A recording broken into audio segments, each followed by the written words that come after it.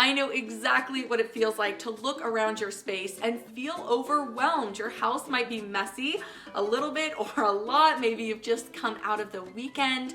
You feel like you've got some things looming that you haven't taken care of as far as appointments and planning, and you need to do grocery shopping and everything's just kind of piling up. This is a great time for a home refresh or a home reset where you just kind of focus on specific tasks and get everything put back in order. No matter how chaotic things might feel, there is hope for your home and for your sanity. So thank you so much for joining me today. I'm going to give you some new ideas, some things that I've never talked about before, and then kind of just lay out some basic steps to just get everything feeling back under control again. We're going to start with cleaning, and I have a new acronym, and it is REACH. REACH. The first letter being R. This is where you're gonna go through your house and relocate items. Maybe you'll set the timer for 10 minutes or 15 minutes. You can even grab a little basket or a bag and carry it around with you.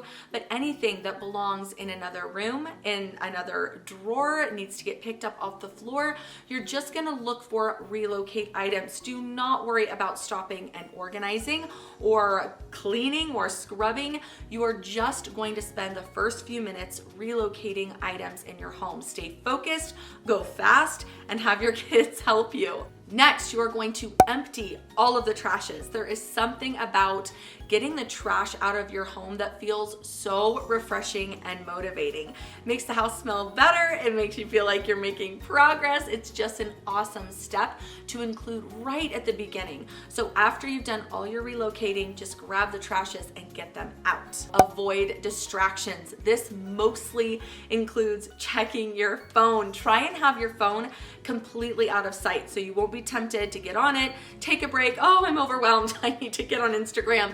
That's what I usually do. I have to hide my phone from myself, and then I am able to focus so much better and accomplish more quickly. So do whatever you can to avoid distraction, hide your phone from yourself, and just focus on your REACH checklist. Next, you are going to clear the surfaces and the catch-all areas. Let me know where the catch-all areas are in your home. For me, they're by the back slider in the entryway and on a counter in the kitchen. Surprisingly, it's random, but that's where things end up. So focus on clearing the catch-all areas and the surfaces specifically. This includes wiping down your surfaces, so kind of dust as you go, and wipe down all your kitchen counters, maybe even your bathroom counters, but focus on the surfaces of your home, including the floor. Do a quick sweep, a quick mop. Even if this just ends up being a spot mop, it can make a huge difference, and vacuum the floor. So all your surfaces you're going to take care of, clear the clutter, get those surfaces wiped down, and then focus on the catch-all areas. I love the idea of being a clutter gatekeeper in your home. You're always looking for clutter, especially as you're doing the relocate portion of this checklist.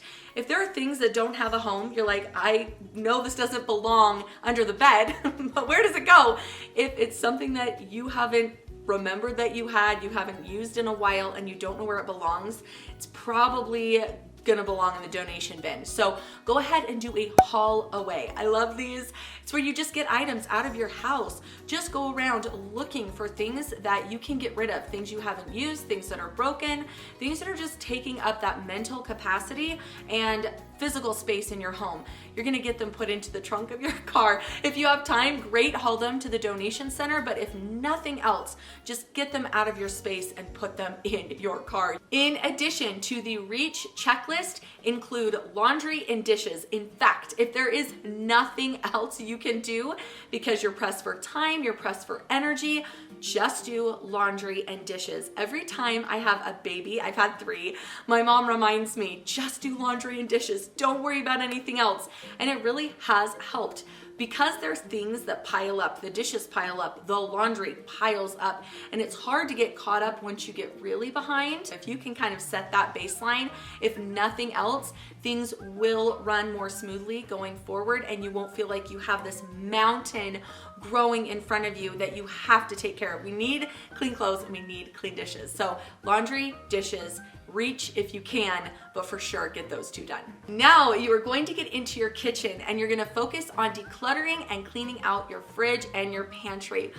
I really don't like these jobs, especially the fridge.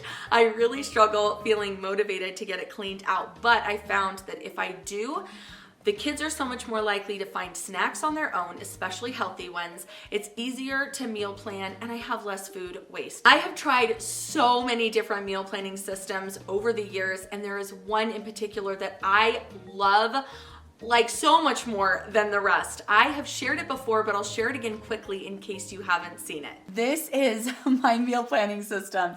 It is so straightforward and simple.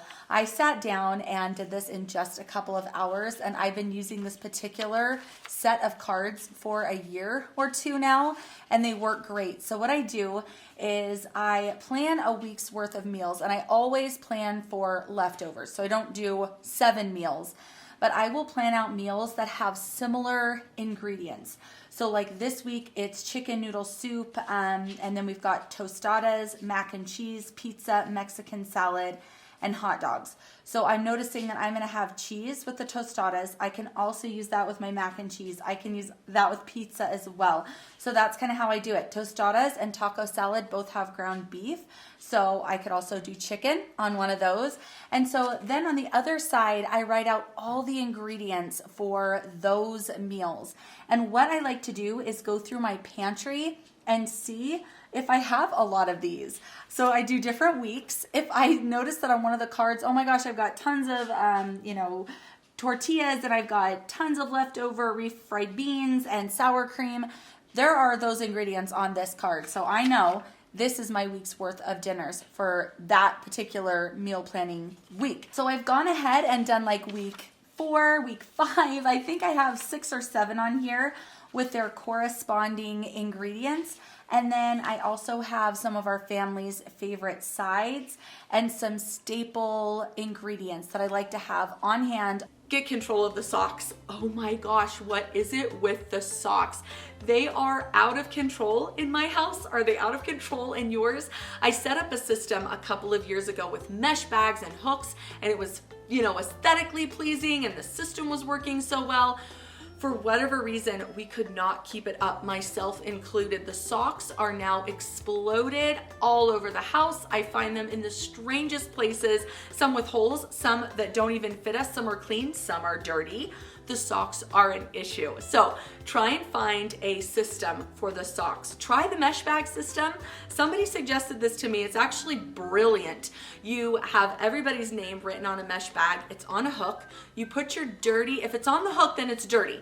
You put your dirty socks into the mesh bag. When the bag is like half full, you zip it up and just toss it directly into the washer. Then after it comes out of the dryer, you just put the mesh bag into their container and they dump it into their drawer. Guys, this is the best idea ever. My family just can't seem to get the sock into the mesh bag.